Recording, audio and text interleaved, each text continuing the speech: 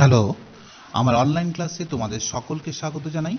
আজকে এই ভিডিওতে আমি ক্লাস 12-এর বাংলা সাহিত্য সংকলন গ্রন্থের অন্যতম একটি ছোট গল্প কর্তা সিং দুগ্গলের রচিত অলৌকিক নিয়ে তোমাদের সাথে আমি আলোচনা করব।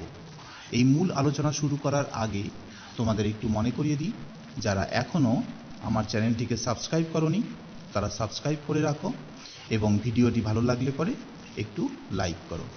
চলো প্রবেশ করি আমাদের মূল আলোচনায়।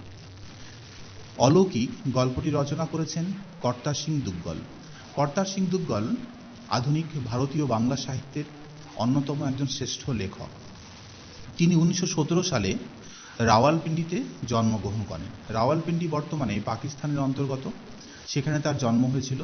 পরে এমএ পাশ করার পর 1942 সালে তিনি আকাশবাণীতে অধিকর্তার পদে চাকরি পান। যোজনা কমিশনের উপদেষ্টা রূপেও তিনি কাজ করেছেন। ছোট গল্পের পাশাপাশি তিনি কবিতা, উপন্যাস, নাটক, সাহিত্য সমালোচনামূলক একাধিক গ্রন্থ রচনা করেছেন। মাতৃভাষা পাঞ্জাবিতে লেখার পর তিনি তার রচনাগুলিকে হিন্দি, উর্দু ও ইংরাজিতেও অনুবাদ করেছিলেন। ফলে সারা ভারত জুড়েই সাহিত্যিক হিসেবে তার খ্যাতি ছড়িয়ে পড়ে। সাহিত্যে অবদানের জন্য তিনি একাধিক পুরস্কারও লাভ করেছেন, যেমন 1965 সালে তিনি সাহিত্য একাডেমি পুরস্কার, 1976 সালে গালিব পুরস্কার, 1988 সালে পদ্মভূষণ সম্মানে ভূষিত হন। তার রচিত কয়েকটি গ্রন্থ হল বন্ধ দরওয়াজা, দঙ্গর, নীল পাথর, শরৎ পুনম কি রাত, সৎ নাটক ইত্যাদি। তার রচিত অলৌকিক গল্পটি গৃহীত হয়েছে জ্যোৎস্না রাতের ট্র্যাজেডি গল্প সংকলন থেকে। এই গল্প সংকলনটি রচনা করেছিলেন অনিন্দ্য সৌরভ। তিনি ভারতবর্ষের বিভিন্ন ভাষাভাষীর বিখ্যাত লেখকদের রচিত গল্পগুলিকে বাংলায় অনুবাদ করেন এবং সেই অনুবাদিত গল্পগুলি সংকলিত করেন জ্যোৎস্না রাতের ট্র্যাজেডি গল্পগ্রন্থে। এই গ্রন্থ থেকেই আলোচ্য গল্পটি আমাদের পাঠ্যপুস্তকে সংকলিত হয়েছে। তো চলো শুরু করি কর্তা সিং দুগ্গলের রচিত অলৌকিক গল্পের পাঠ ও তার ব্যাখ্যা। লেখক কর্তা সিং দুগ্গল শৈশবে তার মায়ের কাছ থেকে কোনো এক রাতে গল্প শুনছিলেন। তার মা তাকে শৈশবের কোনো এক সময় তাকে গুরু নানকের গল্প শোনাচ্ছিল। গুরু নানকের অলৌকিক কীর্তি কাহিনীর গল্প। সেই গল্পে তিনি বলেন, তারপর গুরু নানক ঘুরতে ঘুরতে এসে পৌঁছলেন হাসান আবদালের জঙ্গলে। ভয়ানক গরম পড়েছে, গনগনে রোদ, চারিদিক শুনশান, পাথরের চাই, ধুধু বালি, ঝলসে যাওয়া শুকনো গাছপালা, কোথাও একটা মানুষ নেই। তাহলে লেখকের মা তাকে গল্প শুনিয়ে বলছে যে গুরু নানক একবার তার শিষ্যদেরকে নিয়ে হাঁটতে হাঁটতে চলে আসে কোথায়? হাসান আবদালের জঙ্গলে। এই হাসান আবদালের জঙ্গল বর্তমানে পাকিস্তানের অন্তর্গত। সেখানেই সে চলে আসে তার শিষ্যদেরকে নিয়ে। তো সেখানে তখন ভয়ানক গরম পড়েছে, গনগনে রোদ, চারিদিক শুনশান, পাথরের চাই, ধুধু বালি, ঝলসে যাওয়া শুকনো গাছপালা ছাড়া চারিপাশে আর কিচ্ছু নেই। কোথাও একটি জনমানুষ, গ্রাম, জনবসতি বলে কিছুই নেই। এই রকম একটা পরিবেশে গুরু নানক তার শিষ্যদেরকে নিয়ে হাঁটতে হাঁটতে চলে আসে। এই বলে মা যখন গল্প বলা থামিয়ে দেয়, তখন শিশু মন কৌতূহলী হয়ে জিজ্ঞাসা করে, তারপর কি হলো? মানে তারপর কি হলো তা শুনবার জন্য তার মনটা কৌতূহল হয়েছিল। তখন মা তাকে আবার বলতে শুরু করে। কি বলছে? গুরু নানক আত্মমগ্ন হয়ে হেঁটে যাচ্ছেন তার শিষ্যদেরকে নিয়ে। শিষ্য মর্দানার জল তেষ্টা পেল, কিন্তু কোথায় জল? গুরু বললেন, ভাই মর্দানা, সবুর করো, পরের গায়ে গেলেই পাবে। তাহলে শিষ্য মর্দানার প্রবল জল তেষ্টা পেয়েছে, সে কিছুতেই হচ্ছে কি আর এক পাও হাঁটতে পারবে না। তখন গুরু নানক তাকে বললেন যে তুমি একটু সবুর করো, পরের গায়ে গেলেই পাবে। এখানে তো আশেপাশে কোনো লোক বসতি নেই, আর জলের কোনো ব্যবস্থাও নেই যে তোমাকে জল সংগ্রহ করে এনে দেব। কিন্তু মর্দানার কাকুতি মিনতি শুনে গুরু নানক বড় দুশ্চিন্তায় পড়লেন। অনেক দূর পর্যন্ত জল পাওয়া যাবে না, অথচ সে বেঁকে বসলে সবাইকে ঝক্কি পোয়াতে হবে। তাই সে যদি এখন বলে না আমি জল ছাড়া এক পাও যাব না, বেঁকে বসে, তাহলে গুরু নানককে এখন সবাইকে নিয়ে বিপদের মাঝে পড়তে হবে, মানে ঝক্কি পোয়াতে হবে। তখন গুরু তাকে বোঝানোর চেষ্টা করলেন, দেখো মর্দানা, কোথাও জল নেই, খানিকক্ষণ অপেক্ষা করো, এটাকে ভগবানের অভিপ্রায় বলেই মেনে নাও। তাহলে গুরু নানক মর্দানাকে বোঝালেন যে মর্দানা, কোথাও তো জল নেই আশেপাশে, খানিকক্ষণ একটু অপেক্ষা করো, চলো আমরা একটু হেঁটে যাই, সামনের গাঁয়ে গেলে পরেই আমরা নিশ্চয়ই জল পাবো। এটাকে ভগবানের অভিপ্রায়, মানে একটা পরীক্ষা বলে মনে করো, যে তোমার ধৈর্য শক্তি কতটা আছে, কষ্টকে সহ্য করার ক্ষমতা কতটা আছে, ভগবান তোমার তা পরীক্ষা নিচ্ছে, তুমি সেটাই মনে করো, চলো এগিয়ে চলি, আমরা সামনের গায়ে গেলেই জল পাবো। কিন্তু মর্দানা কিছুতেই গিয়ে এগোতে রাজি নয়, সেখানেই সে বসে পড়ে। তো সে বসে পড়লে তখন আর গুরু নানকের পক্ষে অন্য শিষ্যদেরকে নিয়ে এগুবার আর কোনো উপায় নেই। তখন গুরু গভীর সমস্যায় পড়লেন। মর্দানার এই একগুঁয়েমি দেখে একটু হাসি পাচ্ছিল, সঙ্গে সঙ্গে আবার তিনি বিরক্তও হচ্ছিলেন। মর্দানা গুরু নানকের চেয়ে বয়সে একটু বড়ই ছিল, কিন্তু তার এই শিশুদের মতো আচরণ দেখে তার একটু হাসিও পাচ্ছিল, আবার একটু মনে মনে বিরক্তও হচ্ছিল যে তার জন্য এতগুলো লোককে সমস্যায় পড়তে হচ্ছে। এই গনগনে রোদের মাঝে কোথাও বসবার মতো অবস্থা নেই, থাকবার মতো ব্যবস্থা নেই, এখানে এইভাবে বসে পড়লে পরে সবার অসুবিধা হবে। কিন্তু মর্দানা কিছুতেই বুঝতে রাজি নয়। তখন এই অবস্থা দেখে গুরু নানক ধ্যানে বসলেন। গুরু নানক গভীর ধ্যানে বসে পড়লেন। মর্দানার একগুঁয়েমি দেখে সে ধ্যান শুরু করলেন তাকে একটু সাহায্য করবার জন্য। যখন ধ্যান শেষ করে চোখ খুলে দেখেন, তখন সত্যিই মর্দানার এত তেষ্টা পেয়েছে, সে তেষ্টার চোটে জল ছাড়া মাছের মতো ছটফট করছে। সদ্গুরু তখন ঠোঁটে হাসি ফুটিয়ে বললেন, ভাই মর্দানা, এখানে পাহাড়ের চূড়োয় বলিকান্ধারী নামে এক দরবেশ কুটির বেঁধে থাকেন, ওর কাছে জল তুমি পেতে পারো। এ তল্লাটে ওর কুয়ো ছাড়া আর কোথাও জল নেই।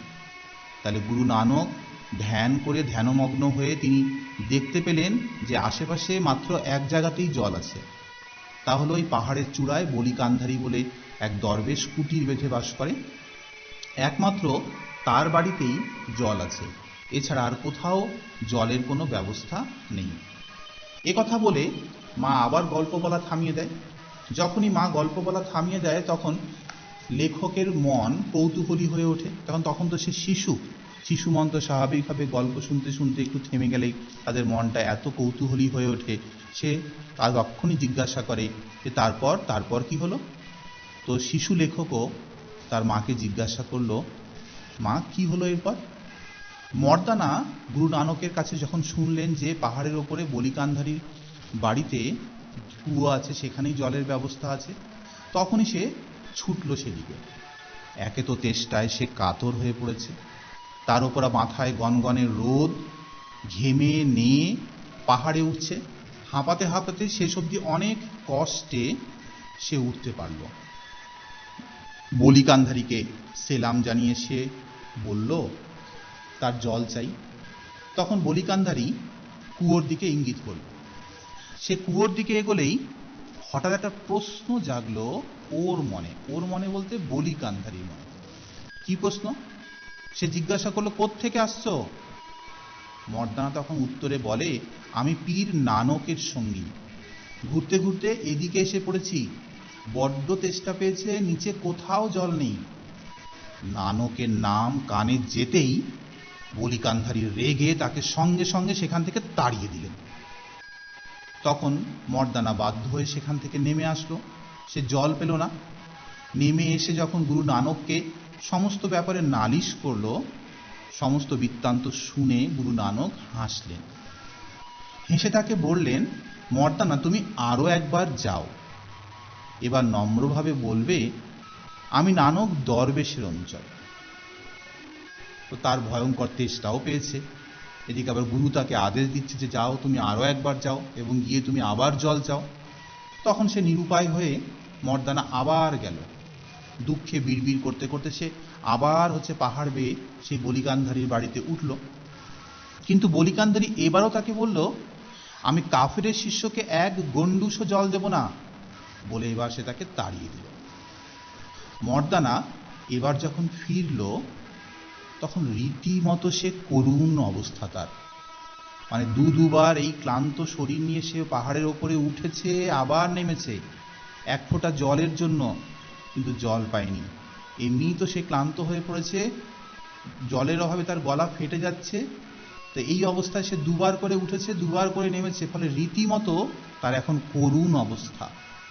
গলা শুকিয়ে ফেটে যাচ্ছে, দর দর করে ঘামছে। বেশিক্ষণ বাঁচবে কিনা সে বিষয়ে সন্দেহ আছে। গুরু নানক সব শুনে মর্দানাকে জয় নিরঙ্কার বলে ওর কাছে আবার যেতে বলল। গুরু নানক সমস্ত ব্যাপার আবার শুনল, শুনে মর্দানাকে বলল, তুমি জয় নিরঙ্কার ধ্বনি তুলে তুমি আবার যাও। জয় নিরঙ্কার এ কথার অর্থ হচ্ছে নিরাকার ঈশ্বরের জয়। কারণ ঈশ্বর এক, তার কোনো আকার নেই, তার কোনো বিভেদ নেই। এই নিরাকার ঈশ্বরের জয় বলে সে আবার তার কাছে যেতে বলল। তখন মর্দানা গুরু নানকের আদেশ অমান্য করতে পারলেন না। অমান্য করতে না পেরে সে ফের রওনা হলো ওই পাহাড়ের দিকে।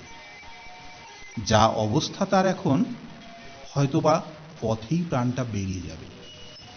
3 বারের বার যখন সে চূড়োয় পৌঁছলো, মর্দানা বলিকান্ধারীর পায়ে একেবারে লুটিয়ে পড়ল ক্লান্ত হয়ে।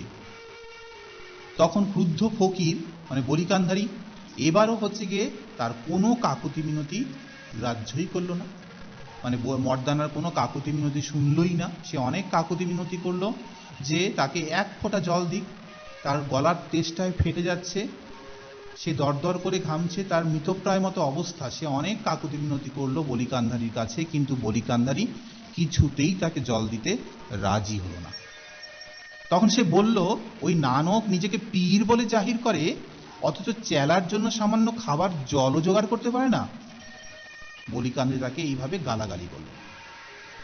মর্দানা এই গালাগালি শুনে আবার নেমে আসলো নিচে। নেমে এসে গুরু নানকের পায়ে প্রায় মূর্ছিত হয়ে পড়ল। তখন গুরু নানক পিঠে হাত বুলিয়ে সাহস জুগিয়ে উনি তাকে সামনের পাথরটা তুলতে বলল। পাথরটা তোলায় তলা থেকে জলের ঝর্ণা বেরিয়ে এলো। নিমেষেই চারিদিকে থই থই। ঠিক সেই সময় আবার বলিকান্ধারীর জলের দরকার পড়েছে। সে যখন কুয়োতে জল তুলতে যায়, দেখে কুয়োয় একটুও জল নেই। উনি রীতিমতো হতভম্ব। ওদিকে আবার নিচে জলের স্রোত দেখা দিয়েছে, যেখানে জল ছিল না সেখানে জলের স্রোত দেখা দিয়েছে, আর সেই বলিকান্ধারীর কুয়োতে যেখানে জল ছিল সেখানে এক ফোঁটাও জল নেই। এই দেখে তো বলিকান্ধারী একেবারে হতভম্ব হয়ে গেল। এ কি ব্যাপার হলো? বলিকান্ধারী দেখলেন যে গুরু নানক দূরে বাবলাতলায় তার শিষ্যদেরকে নিয়ে সে বসে আছে। তাহলে বলিকান্ধারী কি দেখলো? যে দূরে কোনো এক বাবলা তলায় ছোট্ট একটা কাঁটা ঝোপঝাড় যে গাছ, বাবলা গাছ, তারই নিচে হচ্ছে গিয়ে সে বসে আছে। তখন বলিকান্ধারী ক্ষিপ্ত হয়ে সেদিকে একটা বড় পাথর সেদিকে গড়িয়ে দিলেন। দৃশ্যটা দেখে মর্দানা চেঁচিয়ে উঠতেই গুরু নানক শান্ত স্বরে জয় নিরঙ্কার ধ্বনি তুললে বললেন, সবাইকে বললেন যে জয় নিরঙ্কার ধ্বনি তোলো। এবং তিনি যখন পাথরটা তার দিকে কাছে এগিয়ে আসলো, তখন তিনি কি করলেন? পাথরটা হাত দিয়ে থামিয়ে দিলেন। এই বিশাল পাথরটাকে তিনি একটা হাত দিয়ে তিনি কি করলো? থামিয়ে দিলেন। তাহলে এই যে অলৌকিক কাণ্ড কারখানা, এই অলৌকিক কাণ্ড কারখানার গল্পই লেখকের মা শৈশবে কোনো এক সময় লেখককে শোনাচ্ছিল। এই হাসান আবদাল, যার বর্তমান নাম হয়েছে পাঞ্জা সাহেব, তাহলে এই ঘটনার কথা স্মরণ করেই এই স্থানটির বর্তমান নাম হয়েছে পাঞ্জা সাহেব। এটা এখন বর্তমানে সমৃদ্ধ একটা শহরে রূপান্তরিত হয়েছে, শিখদের একটা অন্যতম তীর্থস্থান এটা। এখানে নাকি গুরু নানকের হাতের ছাপওয়ালা পাথরটি নাকি সেখানে এখনো আছে। এই দেখতে পাচ্ছ তোমরা হাতের ছাপওয়ালা একটা বিশেষ পাথর, এই পাথরটা নাকি গুরু নানক আটকে দিয়েছিল এবং এখানে গুরু নানকের হাতের ছাপ এখনো যেন লেগে আছে। সমস্ত গল্পটা লেখক খুব মনোযোগ সহকারে মার কাছ থেকে শুনছিল। গল্পটা শুনতে বেশ ভালোই লাগছিল, কিন্তু হাত দিয়ে পাথরের চাঙড় থামিয়ে দেওয়ার ব্যাপারটা মেজাজ বিগড়ে দিল। এ কি আদৌ সম্ভব? একটা মানুষ কিভাবে পাথরের চাঙড় থামিয়ে দেবে? ওতে কিনা আজও হাতের ছাপ লেগে আছে, মানে গুরু নানকের হাতের ছাপ নাকি সেখানে এখনো লেগে আছে। এটা কি কখনো সম্ভব? বিশ্বাসই হলো না লেখকের। মানে শিশু মনের এই সমস্ত আজগবি গল্প কিছুতেই বিশ্বাস হলো না। তার মনে হলো পরে কেউ এই হাতের ছাপ খোদাই করেছে। মার সঙ্গে সেই নিয়ে তর্ক শুরু করলো। মাও তাকে বলছে যে না, এটা সত্যিকারের গুরু নানকের হাতের ছাপ। কিন্তু শিশু কিছুতেই মানছে না। সে বলছে না, এই হাতের ছাপ হতেই পারে না, এটা পরবর্তীকালে নিশ্চয়ই কেউ এখানে খোদাই করে দিয়েছে। এই নিয়ে মার সাথে সে তর্ক শুরু করে। বাস্তব অবাস্তবকে কেন্দ্র করে শুরু হয় মার সাথে শিশু মনের তর্ক। তো পাথরের তলা থেকে জল বেরিয়ে আসা ব্যাপারটা মেনে নেওয়া যেতে পারে, কারণ বৈজ্ঞানিক পদ্ধতিতে জলের উৎস আবিষ্কার করা যেতে পারে। কিন্তু পাহাড় থেকে গড়িয়ে পড়া চাঙড় হাত দিয়ে থামিয়ে দেওয়া কিছুতেই বিশ্বাস হলো না। তাহলে লেখকের কিছুতেই কি বিশ্বাস হলো না যে একটা এত বড় পাথরকে এক হাত দিয়ে থামিয়ে দেওয়া কখনো সম্ভব। এ তো অসম্ভব একটা ব্যাপার। তাই তার মন কিছুতেই এই অলৌকিক ঘটনাকে বিশ্বাস করতে চাইছিল না। মুখের ভঙ্গিতে মনের ভাবটা ফুটে ওঠায় মা চুপ করে গেলেন। কিন্তু লেখক বারবার যখনই এই গল্পটা তার মনে পড়তো, তার খুব হাসি পেত যে গড়িয়ে পড়া পাথর কিভাবে থামবে। গল্পটা বার কয়েক গুরুদুয়ারাতেও শুনেছি, কিন্তু এই ব্যাপারটা সব সময় মাথা বাঁকিয়েছি যে এটা অসম্ভব। তাহলে লেখকের বারবার মনে হয়েছে যে এই জিনিসটা কখনো হতেই পারে না। গুরুদুয়ারা মানে শিখদের যে উপাসনা গৃহ, তাকে বলা হয় গুরুদুয়ারা। সেখানে যখন সে মার সাথে বা পিতার সাথে সে গিয়েছিল, সেখানেও সে শুনেছে এই গল্পটা, কিন্তু এই গল্পটা তার কিছুতেই বিশ্বাস হতো না। এটা অসম্ভব বলে তার কাছে মনে হতো। গল্পটা আমাদের স্কুলেও শোনানো হলো। পাথরের ব্যাপারটা নিয়ে মাস্টারমশাইয়ের সঙ্গে তর্কও করলাম। সে মাস্টারমশাই তাকে বলল যারা পারে তাদের পক্ষে মোটেই অসম্ভব নয় বলে উনি আমাদের সব চুপ করিয়ে দিলেন। কিন্তু তবু বিশ্বাস হলো না।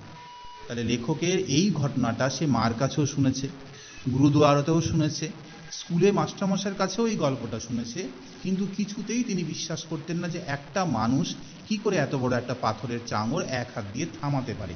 এটা অসম্ভব, এটা অলৌকিক, অবাস্তব ঘটনা। একে লেখক মন কিছুতেই বিশ্বাস করতে পারত না। সে ভাবতো পাথরের চাঙড় কি কেউ থামাতে পারে? আমার চেঁচিয়ে উঠতে ইচ্ছা করত। লেখকের চেঁচিয়ে উঠে এই অলৌকিক, এই অবাস্তব গল্পের বিরুদ্ধে প্রতিবাদ করবার ইচ্ছা তার মনের মধ্যে জেগে উঠত। যাই হোক, এই গল্পটা শুনবার পর বেশ কিছুদিন পার হয়ে গেল। সেই সময় পাঞ্জাবে মাঝে মাঝে সাকা হতো। তো এই গল্প শুনবার কিছুদিন পর পাঞ্জা সাহেবে সাকা হয়েছে। সাকা মানে দেশের জন্য বা মানব সেবার জন্য যখন কোনো মানুষ তার নিজের জীবন উৎসর্গ করে বা আত্মত্যাগ করে, তখন সেই ঘটনাটি সাকা নামে পরিচিত। মানে পাঞ্জাবে এই বিশেষ ঘটনাকে স্মরণ করে সাকা পালন করা হয়।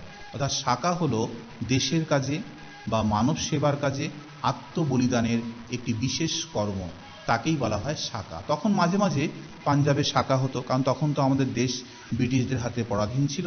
তাই দেশের স্বাধীনতার দাবিতে বহু বিপ্লবী আন্দোলন করেছে, বহু মানুষের জীবন গিয়েছে। তাই তখন মাঝে মাঝেই পাঞ্জাবে সাকা হতো। দেশের জন্য আত্মবলিদানের ঘটনা মাঝে মাঝেই হতো।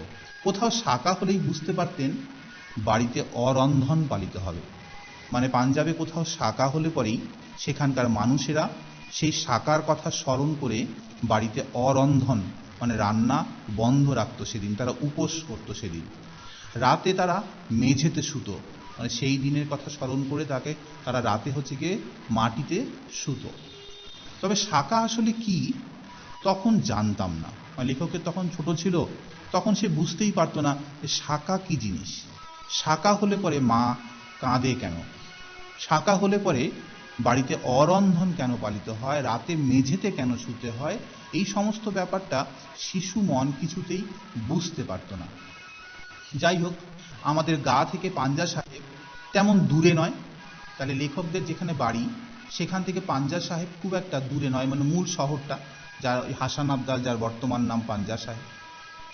সাকার খবর পাওয়া মাত্রই মা পাঞ্জা সাহেবের দিকে রওনা দিল, সঙ্গে আমি আর আমার ছোট বোন।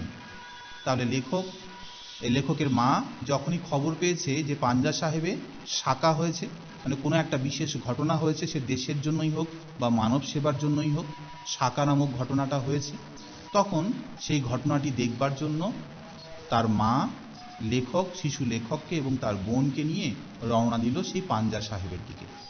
সঙ্গে আমি আর আমার ছোট বোন। সারাটা পথ ধরে মা কাঁদছিল। সাকার ব্যাপারটা কি সারাক্ষণ ধরে তাই ভাবছি, মানে শিশু লেখক ভাবছে যে সাকা কি জিনিস, মা কেন কাঁদে, বাড়িতে অরন্ধন কেন পালিত হয়, কিছুতেই সে বুঝতো না। সে বুঝবার চেষ্টা করছিল যে সাকা ব্যাপারটা কি, সারাক্ষণ তাই ভাবছি। পাঞ্জা সাহেবে পৌঁছে এক আশ্চর্য ঘটনা জানতে পারি। দূরের শহরে ফিরিঙ্গিরা নিরস্ত্র ভারতীয়দের ওপর গুলি করেছে। অবাল বৃদ্ধ বনিতা সবাই আছে মৃতদের মধ্যে। তাহলে লেখক জানতে পারলো দূরের কোনো এক শহরে ফিরিঙ্গিরা মানে ইংরেজরা, তখন তো ভারতবর্ষ ব্রিটিশ শাসনাধীনে ছিল, তাই ইংরেজরা নিরস্ত্র ভারতীয়দের ওপর গুলি চালিয়েছে। এই যে ঘটনাটা এখানে উল্লেখ আছে, এই ঘটনাটা আসলে জালিয়ানওয়ালাবাগের হত্যাকাণ্ডের কথাই এখানে বলা হচ্ছে। তা জালিয়ানওয়ালাবাগের হত্যাকাণ্ডে কি হয়েছিল তা আমরা ইতিহাসে পড়েছি। সেখানে নিরস্ত্র ভারতীয়রা সমবেত হয়েছিল, তার উপর ব্রিটিশ সরকার জেনারেল ডায়ারের উদ্দেশ্যে সেখানে গুলি চালায়। এর ফলে অবাল বৃদ্ধ বনিতা মানে শিশু, বৃদ্ধ, মহিলা সমেত বহু মানুষ সেখানে মারা যায়। তো অবাল বৃদ্ধ বনিতা সবাই আছে সেই মৃতদের তালিকায়। বাকিদের অন্য শহরে জেলে পাঠানো হচ্ছে। যারা মারা গেল না, ব্রিটিশ সরকার তাদের গ্রেপ্তার করে এবং ধরে নিয়ে গিয়ে পাঠানো হচ্ছিল অন্য একটা শহরে জেলে বন্দি করবার জন্য, এবং তাদেরকে সেখান থেকে পাঠানো হচ্ছিল রেলের কামরায় বন্ধ করে। তো কয়েদিদের যদিও খিদে তেষ্টায় সব মরার মতো অবস্থা, তাও হুকুম হয়েছে ট্রেন যেন কোথাও না থামে।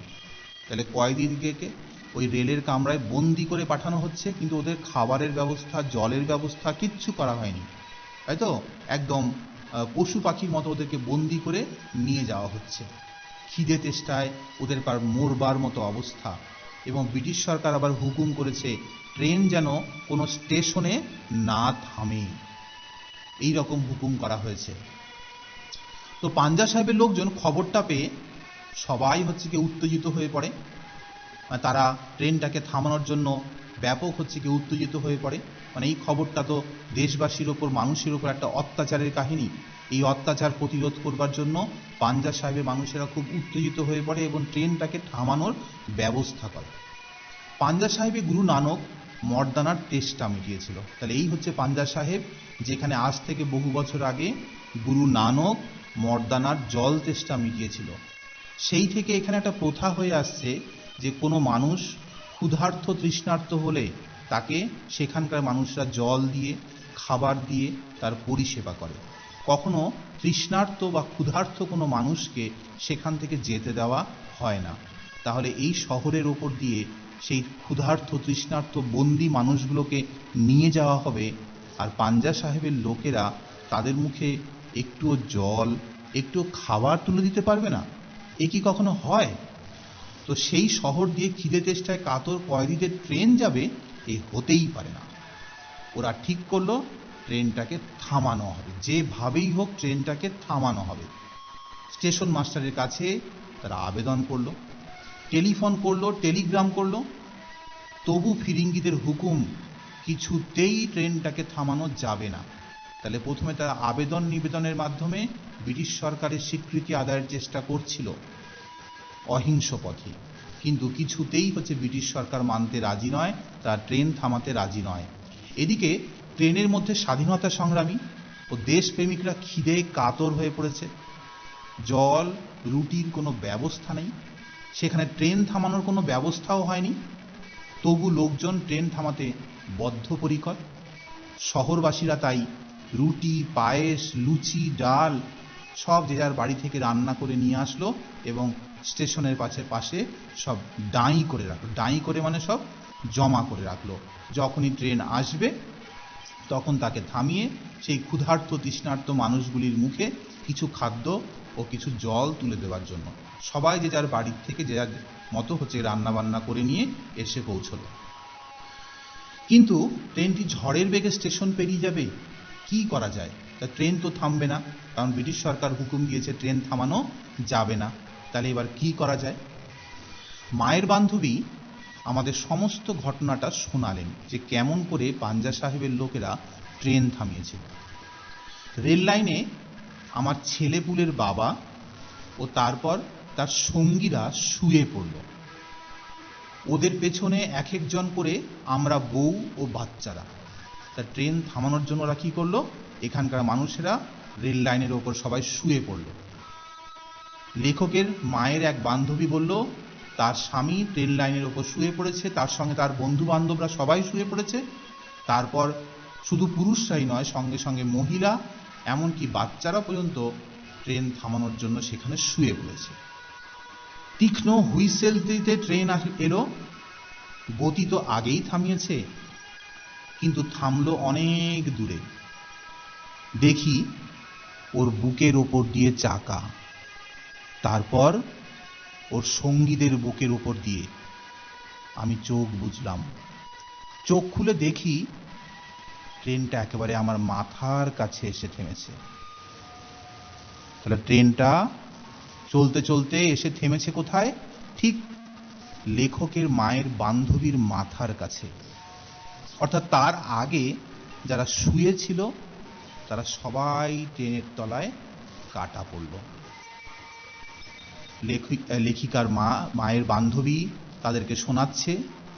সে চোখ খুলে দেখলো পাশে শুয়ে থাকা সকলের বুক থেকে জয় নিরঙ্কার ধ্বনি বেরোচ্ছে। ট্রেনটা পিছোতে লাগলো, আর লাশগুলো সব কেটে দুমড়ে মুচড়ে গেল। স্বচক্ষে দেখেছি খালপাড়ের সেতুটির দিকে রক্তের স্রোত। তাহলে এইভাবে ট্রেনগুলো সেই মানুষগুলোকে কেটে সামনের দিকে এগিয়ে গেছিল, তারপর সেই ট্রেনটা থামলো। তাহলে এইভাবে প্রবল আত্মত্যাগের মধ্য দিয়ে সেই পাঞ্জা সাহেবের মানুষেরা ট্রেন থামিয়ে সেই ট্রেনের যারা কয়েদি ছিল তাদের মুখে কিছু খাবার, কিছু জল তুলে দিল। তাহলে এইভাবে আমরা দেখি যে ব্রিটিশ শাসকরা কিভাবে সাধারণ ভারতবাসীদের উপর অত্যাচার করত, তাদের কোনো মূল্য দিত না, তাদের কিভাবে গিয়ে গরু ছাগলের মতো আচরণ তাদের সাথে করত। যাই হোক, লেখক এই সমস্ত ঘটনাটা নিজে চোখে দেখেছে।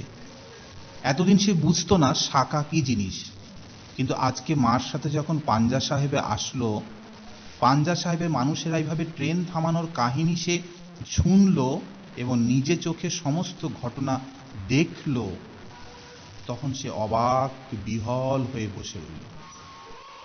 মুখে কোনো কথা নেই, সারাদিন এক ফোঁটা জলও মুখে দিতে পারিনি।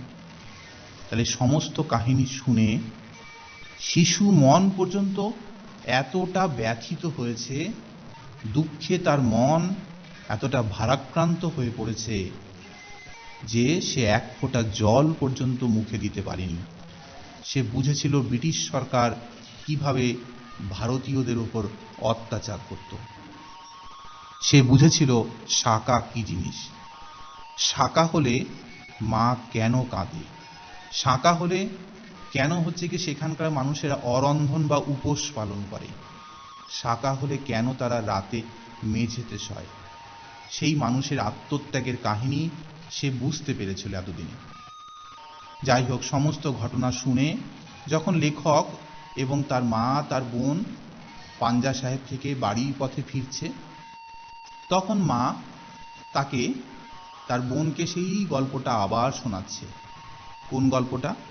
সেই গুরু নানকের অলৌকিক কাহিনীর গল্পটা, যে গল্পটা শিশু লেখককে মা অনেকবার শুনিয়েছে।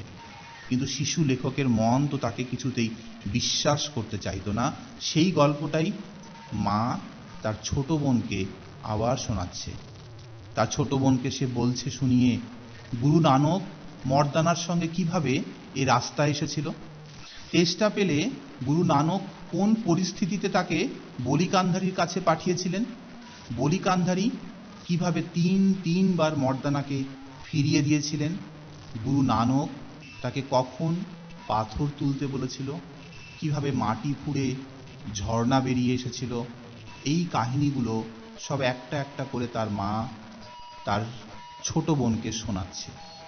বলি কান্ধারী কিভাবে ক্ষিপ্ত হয়ে পাথরের বড় চাঙড় গড়িয়ে দিয়েছিল, মর্দানা ঘাবড়ে গেল, গুরু নানক জয় নিরঙ্কার বলে কিভাবে হাত দিয়ে সেটা থামিয়ে দিয়েছিল। শুনতে শুনতে ছোট বোন মাকে বাধা দিয়ে বলল, কিন্তু একটা মানুষ কিভাবে পাথরে এত বড় চাঙড় থামাবে? তাহলে মাকে বাধা দিয়ে ছোট বোন ঠিক তার দাদার মতো, মানে লেখকের শৈশবের সেই প্রশ্নের মতো তাকে সে একই প্রশ্ন করলো যে একটা মানুষ কি করে গড়িয়ে আসা এত বড় পাথরকে থামাতে পারে। লেখকও ছোটবেলায় সেই একই প্রশ্ন বারবার সে তার মাকে করেছে, সে বিদ্যালয়ে স্কুল মাস্টারমশাইকে করেছে, গুরুদুয়ারাতেও করেছে। তার মন যেমন কিছুতেই বিশ্বাস করতো না যে একটা পাথরকে কি করে একটা লোক থামাতে পারে।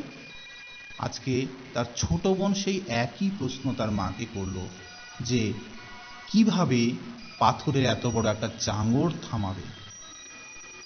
তখন লেখক পাশে ছিল, তখন সেও ছোট, কিন্তু তখন সে বুঝে গেছে যে কিভাবে থামানো সম্ভব। এই অলৌকিকের বাস্তব যে কাহিনীটা সেটা সে উপলব্ধি করতে পেরেছে বাস্তবতাটাকে। তাই তখন সে তার ছোট বোনকে জবাব দেয়, ঝড়ের বেগে ছুটে আসা ট্রেন থামানো গেল, আর পাথরের চাই থামানো যাবে না কেন? তাহলে লেখক বলল যে ঝড়ের বেগে ছুটে আসা একটা ট্রেনকে মানুষ এত বড় ট্রেনকে থামিয়ে দিল নিজের আত্মত্যাগের পরিবর্তে, তাহলে অত বড় একটা পাথরকে থামানো যাবে না কেন? তাহলে অলৌকিক বলে কিছুই নেই। মানুষের যদি ইচ্ছা শক্তি থাকে, মানুষের যদি মনে জোর থাকে, বিশ্বাস থাকে, একতা বোধ থাকে, তাহলে মানুষ যে কোনো অসাধ্য কাজকেও সাধন করতে পারে, যে কোনো কঠিন অবাস্তবকেও বাস্তবে রূপদান দিতে পারে। একতাই শক্তি। এই একতাই শক্তির কথাই যেন এই গল্পের মূল মন্ত্র হয়ে আমাদের কাছে উঠে আসছে। তাহলে এই গল্পে আমরা দুটো পার্ট পাচ্ছি, একটা গুরু নানকের সেই পাথর থামিয়ে দেওয়ার গল্প, আবার পাঞ্জা সাহেবের সেই মানুষগুলির ট্রেন থামিয়ে দেওয়ার গল্প।